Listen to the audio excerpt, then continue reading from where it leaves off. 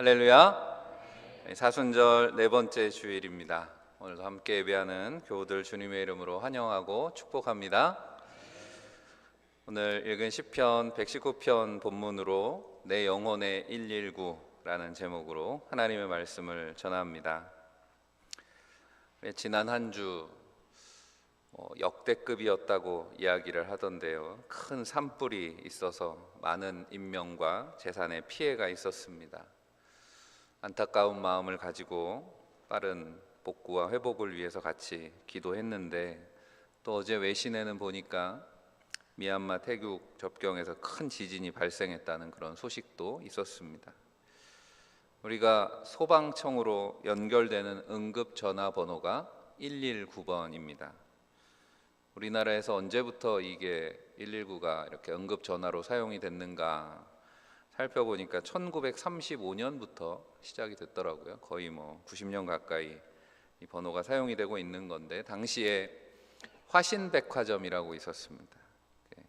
그 백화점에서 큰 화재가 나서 백화점이 다 전소가 됐던 그 사건을 계기로 해서 이제 소방에 대한 관심이 더 많아지게 되어서 119라는 번호도 우리나라가 사용하게 되었는데, 우리는 이제 그 당시에 일본식을 따른 거죠. 미국 같은 경우에는 119가 아니라 거꾸로 911번을 사용을 합니다. 그런데 왜 119가 이렇게 응급 번호가 된지는 아시죠? 예전에는 지금처럼 이렇게 누르는 번호가 아니라 다 다이얼, 기계식 전화였습니다. 그러니까 기계식 전화에서 제일 빠른 게 1번이라는 거죠. 1번이 제일 빠르기 때문에, 그렇게 생각하면 제일 빨리 돌릴 수 있는 게 1번이기 때문인데, 그럼 111번을 하지 왜 119번을 했을까? 제일 긴 번호를 마지막에 하나를 더 넣었을까? 어디 찾아보니까 그런 얘기가 있더라고요. 급할수록 어떻게 해라? 돌아가라. 그래서 당황스러운 시간이지만 심호흡 한 번 더 하라고, 좀 침착하게, 당황하지 말라고, 그래서 9번을 하나 넣었다는 거죠. 그래서 앞에 1번을 빨리 돌리고, 그리고 심호흡 한 번 하고 9번을 돌리라. 국제적인 긴급 구호 신호 중에는 메이데이라고 하는 게 있습니다. 무안공항에서도 큰 사고가 있었는데, 이렇게 선박이나 항공기에 큰 사고가 났을 때 무전으로 보내는 메시지가 바로 메이데이라고 하는 거죠. 메이데이, 메이데이 이렇게 3번을 외치는 게 국제 공인되어 있는 신호인데, 원래는 불어에서 시작이 된 거죠. 메더라고 하는 프랑스어입니다. 그래서 문장으로 하면 브네 메데르에서 와서 나를 도와주세요 라는 말에서 비롯된 건데, 이게 왜 불어에서 나왔는가 하면, 당시 1900년대 초에 이제 항공 산업이 막 활발해질 때 영국이랑 프랑스 사이에서 항공 교류가 활발했다고 합니다. 그래서 그 당시에 이제 국제어가 불어였으니까 프랑스어가 국제 공용어기 때문에, 그래서 메데르라고 하는 그런 구조 신호를 사용하게 되었는데, 영국식으로 또 편하게 쓰려다 보니까 이제 영어가 된 거죠. 그래서 메이데이, 메이데이 이렇게 영어 발음으로 하게 된 것이 계기가 되었다. 메이데이는 음성으로 하는 구조 신호라고 하면, 우리가 잘 아는 또 다른 조난 신호가 있죠. 국제적으로 가장 많이 쓰이는 조난 신호, 모르스 부호로 하는 조난 신호가 SOS라고 하는 게 있습니다. 왜 SOS인가? SOS라고 하는 건, 이게 모르스 부호는 알파벳 단어마다 3개로 된 무선 신호로 만들어진 거라서 제일 간단한 신호가 SOS라고 하는 거죠. 그래서 알파벳마다 3개로 된 무선 신호가 있는데, 제일 짧은 거, 짧게 3번이 S고 길게 3번이 O고, 그래서 SOS 하면, 이 신호를 시각적으로 표현하면 이렇습니다. 화면에 보여주시면 시각적으로 보여. 그 앞에 이미지가 없었나요? 시각적으로, 그렇죠. 네. 뚜뚜뚜, 짧게 3번, 길게 뚜뚜뚜, 뚜뚜뚜, 이렇게 하면 이게 SOS라는 거죠. 쉽죠? 119나 SOS 같은 응급 신호들에 메이데이라고 하는, 그런 메이데이는 의미가 있는 말이잖아요. 그렇게 119나 SOS에다가도 그런 의미를 담아가지고 해석들도 하더라고요. 그래서 119를 우리말로 하면 112 구해라, 이런 의미를 가지고 있고, SOS라고 하는 것도 영어니까 영어로 이게 줄임말로 쓴다는 거죠. Save our soul이든지 아니면 save our ship, 그래서 우리의 영혼을 구해달라, 우리의 배를 구해달라.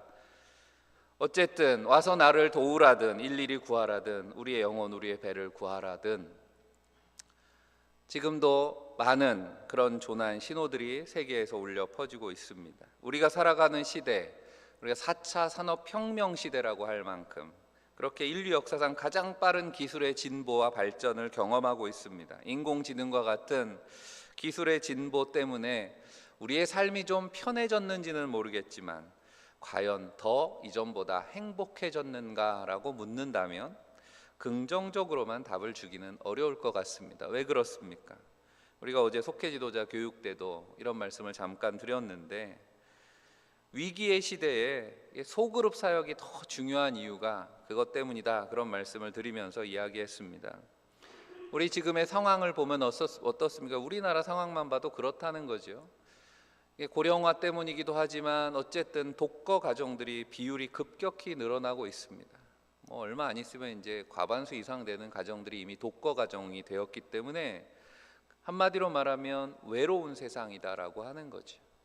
누군가의 도움을 필요로 하는 사람들이 점점 많아지고 있습니다.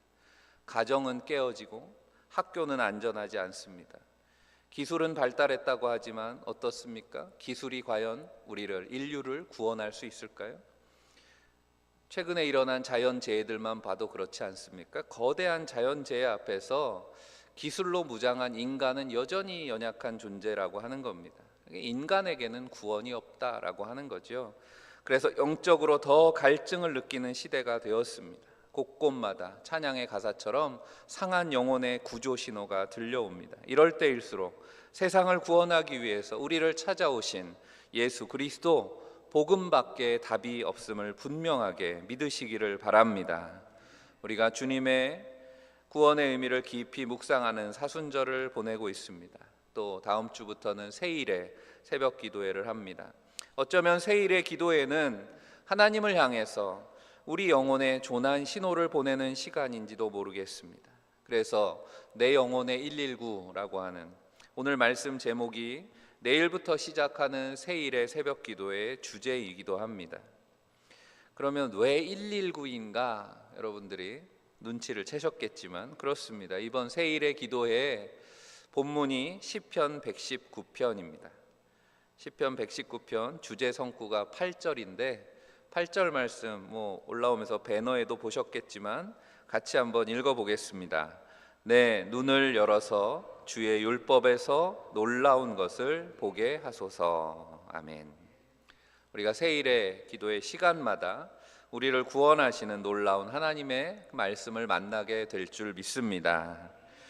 우리를 살리는 하나님의 말씀, 첫 번째 나를 살리는 말씀이라고 하는 거죠. 하나님의 말씀에 생명이 있음을 믿습니다. 우리가 오늘 오후에 연합 찬양 예배 시간에도 또 똑같은 말씀을 나누게 될 텐데 히브리서 4장 12절입니다. 하나님의 말씀은 살아있고 활력이 있다라고 성경은 말씀하죠. 생명의 이 말씀을 만나는 인생은 그래서 구원을 얻습니다. 실제로 시편 119편 말씀 덕분에 목숨을 건진 사람이 있습니다. 17세기에 유럽에서는 종교개혁이 일어났던 때인데 영국에서 종교개혁자들이 박해를 받았습니다. 종교개혁에 대해서 박해가 있을 때 이야기인데 에딘버러라고 하는 곳에 주교로 있었던 조지 위셔트라는 목회자가 사형 선고를 받습니다. 종교개혁에 가담했다는 것 때문에 교수대에서 그 당시에 죄인에게 형을 집행하기 전에 시편 하나를 선택해서 낭독할 수 있게 했습니다. 그러면 그가 골랐던 시편이 뭐였을까요? 시편 119편을 골랐습니다. 시편 119편 긴 말씀이라 말씀을 한 3분의 2쯤 읽고 있을 때 놀랍게도 사면장이 도착을 해가지고 극적으로 사형이 연기가 되었습니다. 만약 시편 1편이라든지 아니면 좋아하는 시편 23편을 택했다면 아마 사면장이 도착하기 전에 죽었겠죠. 우리가 세일의 새벽기도 기간 중에 시편 119편 말씀 전체를 묵상할 계획입니다. 조지 위셔트 주교가 읽는 중에 목숨을 건졌던 것처럼 위기에 빠진 우리 영혼을 살리시는 주님의 능력을 경험하는 은혜의 시간이 되기를 간절히 축복합니다. 여러분들이 내일 이제 새벽에 오셔서 세일의 기도의 책자를 받아보시면 알겠지만 오늘이 0일입니다. 내일이 1일이고, 그래서 세일의 기도회가 오늘부터 시작한다, 그런 마음으로 오늘 말씀을 나눕니다. 그래서 시편 119편 첫 번째 단락을 오늘 읽은 것이기 때문에 시편 119편에 대한 간략한 소개를 좀 드리면 우리가 시편 119편을 읽는 데 도움이 될 겁니다. 119편의 큰 주제는 말씀입니다. 시편 중에서 앞서 말한 것처럼 가장 긴 시편이죠. 119편이 몇 절까지 있습니까?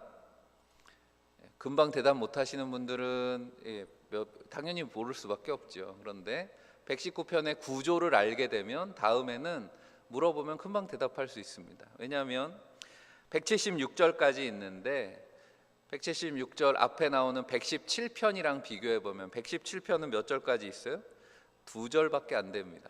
그것과 비교하면 엄청 긴 시편인데, 어쨌든 이 긴 시편 덕분에 조지 위셔트가 살았습니다. 여러분, 성경 말씀을 읽다 보면 지루할 때가 있잖아요. 민수기 이런 말씀 읽다 보면 지루하죠. 그런데 지루한 성경 말씀을 읽을 때 오늘 이야기를 기억해 보시기를 바랍니다. 나한테는 지루한 말씀인지 모르지만 누군가는 이 말씀 덕에 목숨이 구원을 받았다라고 하는 걸 생각한다면 지루한 말씀도 우리에게 은혜가 됩니다.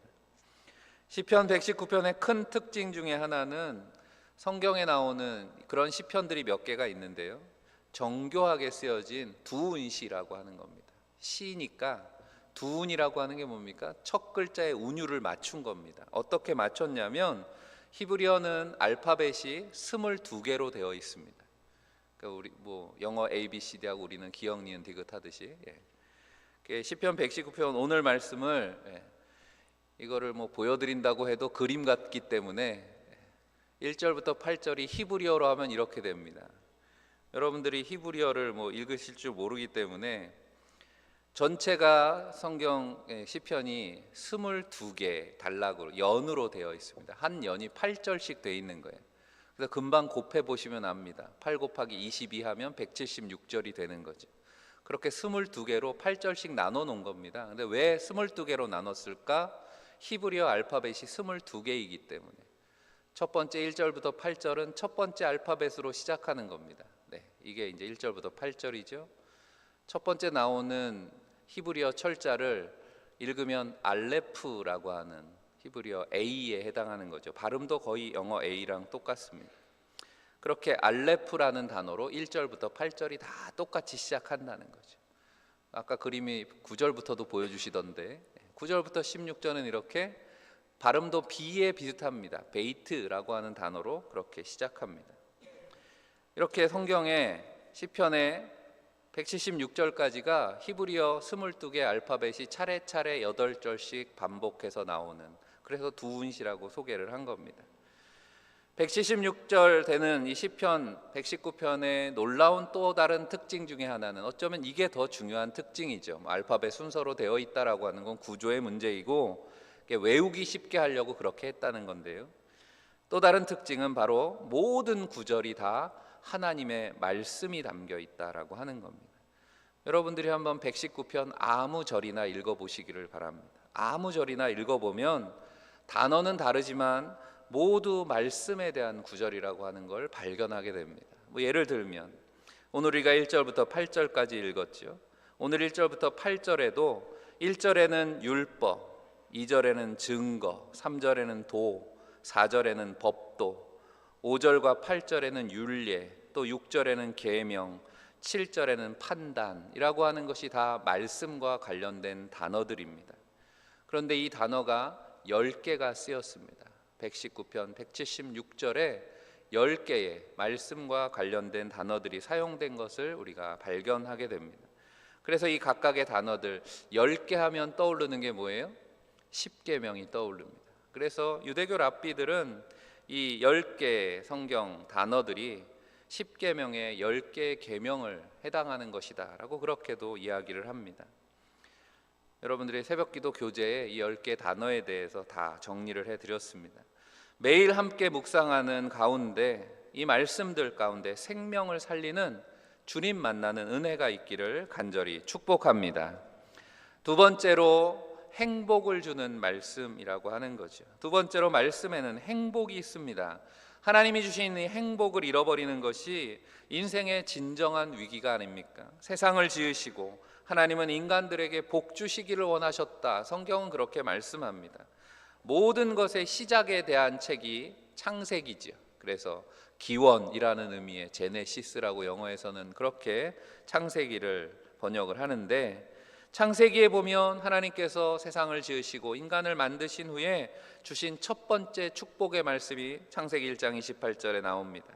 하나님이 그들에게 복을 주시며 하나님이 그들에게 이르시되 생육하고 번성하여 땅에 충만하라.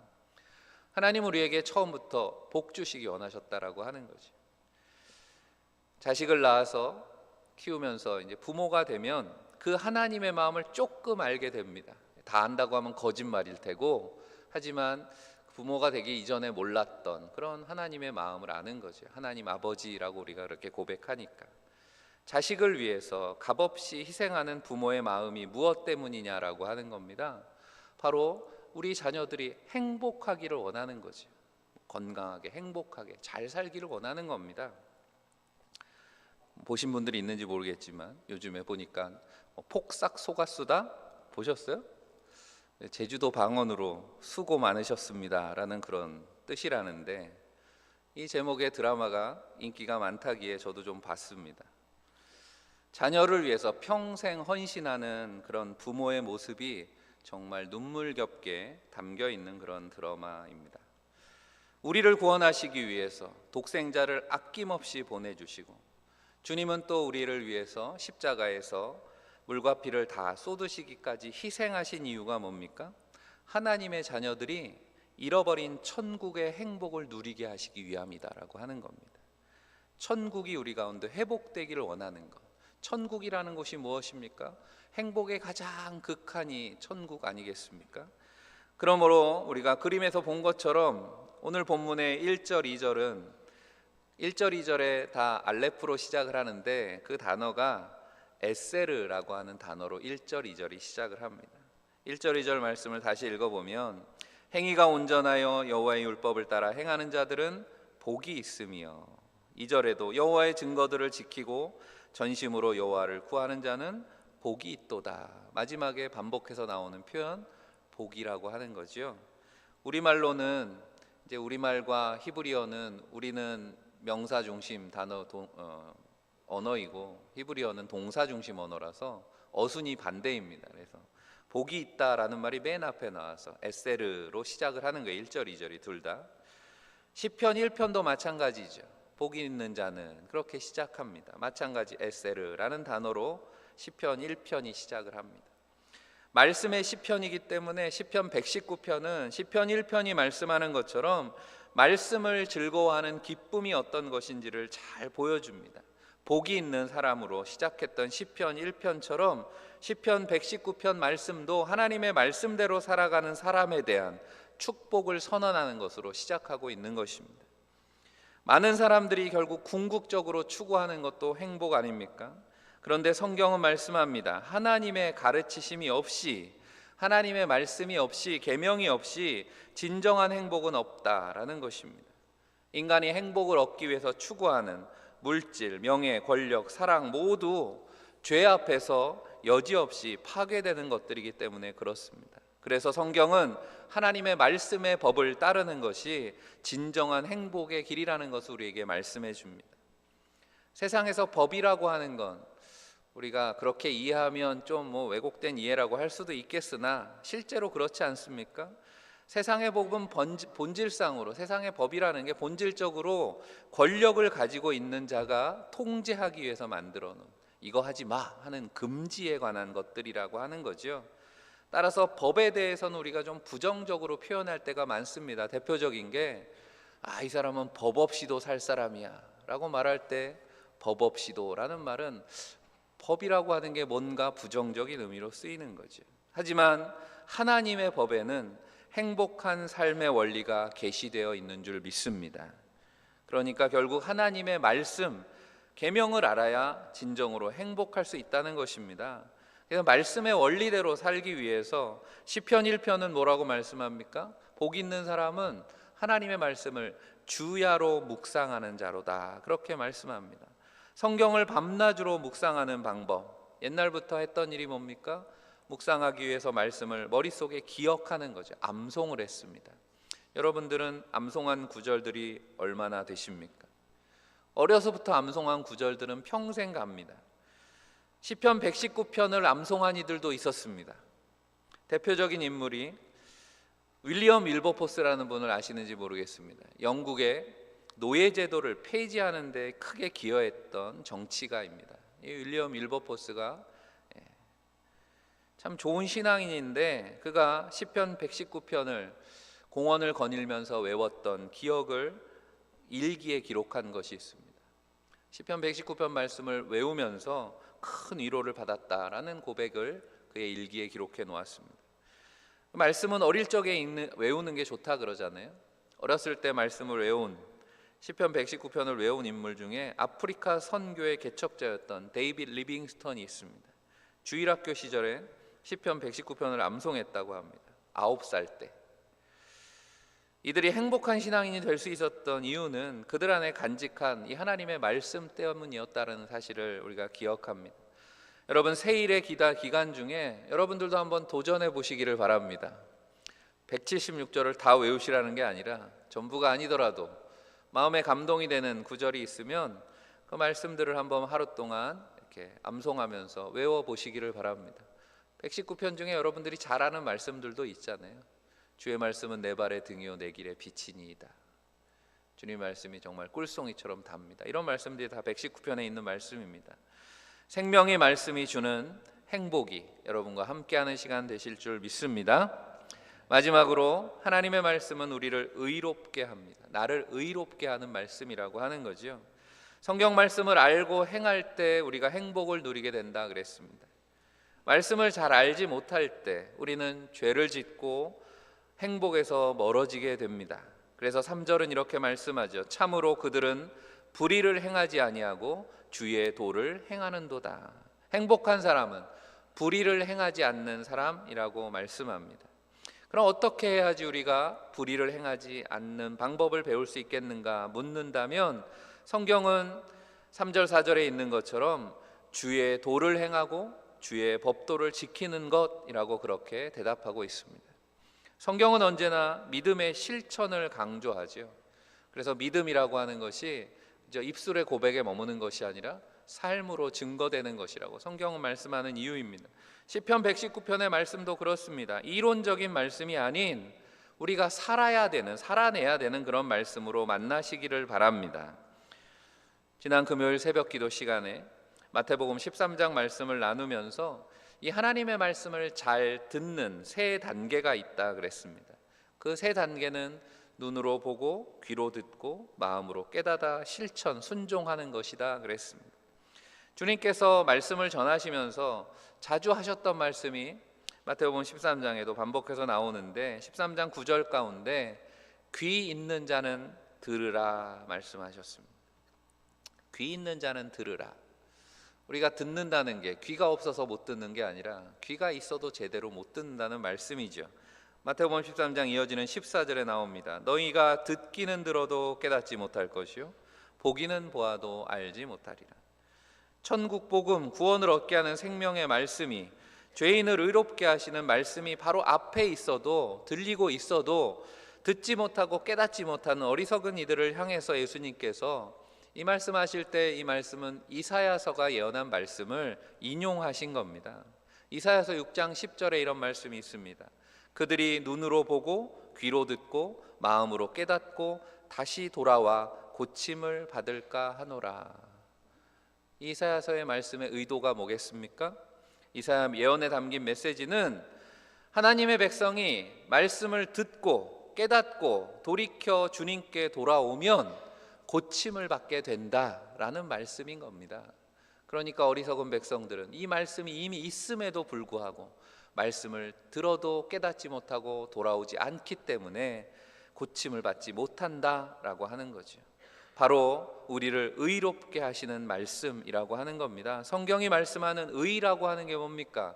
우리가 의로운 행위 이전에 하나님과의 깨어진 관계가 회복되는 것을 의라고 하는 거죠.